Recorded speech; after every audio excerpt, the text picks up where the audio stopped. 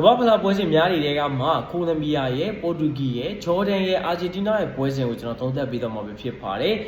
မနေ့ကတော့ကျွန်တော်ညီကိုရဲ့အားလုံးအဆင်ပြေကြလိမ့်မယ်လို့ထင်ပါတယ်ကျွန်တော်မနေ့ကသုံးသပ်ပေးခဲ့တဲ့ပွဲစဉ်တွေကတော့နှစ်ခုသုံးသပ်ပေးခဲ့တယ်နှစ်ခုလုံးကတော့ကျွန်တော်ညီကို share လမ်းခဲ့ပါတယ်ဒီနေ့မှလည်းကျွန်တော်သုံးသပ်ပေးပါမယ်တစ်တော့ညီကိုရဲ့အတွက်ကျွန်တော်ပုံမှန်အတိုင်းလေးပဲကိုလံဘီယာရဲ့ပေါ်တူဂီပွဲစဉ်ကိုကျွန်တော်သုံးသပ်ပေးတော့မှာဖြစ်ပြီးတော့မှကျန်တဲ့ပွဲစဉ်တစ်ပွဲကိုတော့ကျွန်တော်ဘက်ကနေပြီးတော့ကျွန်တော်ရဲ့ channel မှာပဲဖြစ်ဒါမှမဟုတ်ကျွန်တော် YouTube channel မှာပဲဖြစ်ကျွန်တော်သုံးသပ်ပေးတော့မှာဖြစ်ပါတယ်ကျွန်တော် channel ကတော့ကျွန်တော်လက်ရှိ TikTok account message ပို့လိုက်ပါအဲ့ခါကျဘယ်လိုဆောင်ရရမလဲကျွန်တော်ပြပြပေးထားပါတယ် YouTube channel ကတော့ Genius Mew Official account ပဲဖြစ်ပါတယ်ဗျဆိုတော့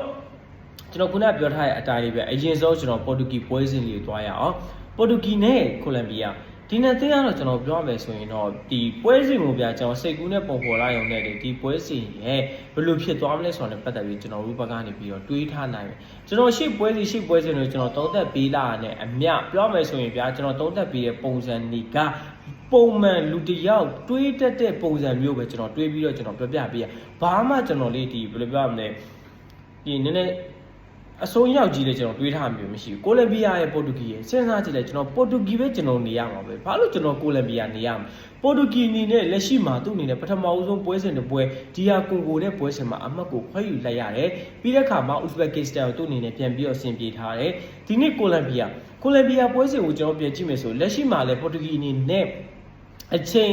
ကွာခြားချက်တွေကကျွန်တော်မိထားလိုက်လို့ရတဲ့အခြေအနေတစ်ခုမှရောက်နေပြီလက်ရှိပေါ်တူဂီရဲ့နီးပြအနေနဲ့ကလည်းလက်ရှိသူတို့စီမှာရှိနေတဲ့ကစားသမားတွေရဲ့ဘလို့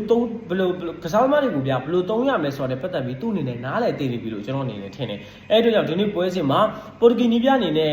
စွန်သွားတာမျိုးမလုပ်ဘဲနဲ့ပုံမှန်အတိုင်းပဲပွဲစဉ်တစ်ပွဲကိုဒီသူတို့ရဲ့ကစားသမားတွေကဘယ်နေရာမှာပို့ပြီးအားတန်လဲဆိုတာနဲ့ပတ်သက်ပြီးသူ့အနေနဲ့တေချာလေးတီးလောက်ပြီးထင်တယ်အဲ့အတွက်ကြောင့်လည်းပဲဒီနေ့ပွဲစဉ်မှာကျွန်တော်ကြည့် right person right place ဆိုရယ်နေရာမျိုးမှာတင်ဒီနေ့ပွဲစဉ်မှာပေါ်တူဂီရဲ့ကစားသမားတွေကိုတုံးလာလိမ့်မယ်လို့ကျွန်တော်အနေနဲ့ထင်ပါတယ်ဆိုတော့ဒါကတော့တေတွညီကိုကြီးအတွက်ပါတေတွညီကိုကြီးအနေနဲ့ကျေးဇူးများတင်ပါတယ်ကဲ YouTube ညီကိုကြီးအတွက်လာပါပြီ YouTube ညီကိုကြီးအတွက်ဆိုရင်တော့ဂျော်ဒန်ရဲ့အာဂျင်တီးနားရဲ့ဂျော်ဒန်အာဂျင်တီးနားကျွန်တော်ပြင်ဆင်စားမယ်ဂျော်ဒန်မေ့ထားလို့ရတယ်အာဂျင်တီးနားဂျော်ဒန်ကိုကျွန်တော်ဘယ်လိုသိမ့်မှာလဲကမ္ဘာဖလားပွဲစဉ်3ပွဲ3သက်ပြီးသွားပြီကမ္ဘာဖလားပွဲစဉ်3ပွဲတော့ဖြစ်တယ်ကျွန်တော်2ပွဲပြီးသွားပြီဗျာ2ပွဲလုံးကိုအာဂျင်တီးနားကြေးအောင်ထားတယ်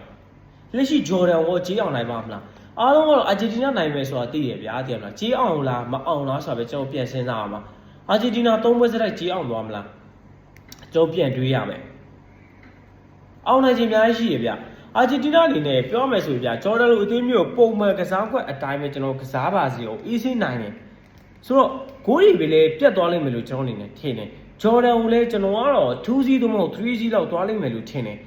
ကျွန်တော်ဂျော်ဒန်ရဲ့အာဂျင်တီးနားရဲ့ကျွန်တော်ဂျော်ဒန်ဘက်ကလုံးဝမေ့ထားလို့ရတဲ့အခြေအနေတစ်ခုမှရှိတယ်အာဂျင်တီးနားရဲ့ကစားဖို့ကျွန်တော်ပုံဖော်မယ်အဓိကအဖြစ်ဒီနေ့ပွဲစဉ်မှာမက်ဆီကိုလိုတာထက်ပိုပြီးမသုံးEverett ကိုနေရာပေးလာလိမ့်မယ်နေရာပေးလာရင်အလေရောက်အာဂျင်တီးနားသူဘယ်ကစားသမားတွေပဲဝင်လာပါစီသူတို့မှာကောင်းမွန်တဲ့ကျွန်တော်ကစားပွဲဆိုတာရှိပြီးသားဒီကအာဂျင်တီးနားရဲ့နီးပြကသူတို့စီမှာရှိနေတဲ့ကစားသမားတွေကိုဘယ်လိုသုံးရမလဲဆိုတာသိတယ်ဒါကပေါ်တူဂီနီးပြနဲ့ကွာခြားချက်ပဲဆိုတော့ဒီနေ့ပွဲစဉ်မှာအသင်းကြီးနှစ်သင်းပေါ်တူဂီလည်းဆင်ပြေသွားလိမ့်မယ်အာဂျင်တီးနားလည်းဆင်ပြေသွားလိမ့်မယ်လို့ထင်ပါတယ်ဒါကတော့ကျွန်တော်ဒီနေ့မှာသုံးသပ်ပေးထားသုံးသပ်ချက်နဲ့ပွဲလေးပဲဖြစ်ပါတယ် YouTube ကညီကိုအနေနဲ့လည်း subscribe လေးလုပ်သွားပေးကြပါဦးခင်ဗျကျေးဇူးများတင်ပါတယ်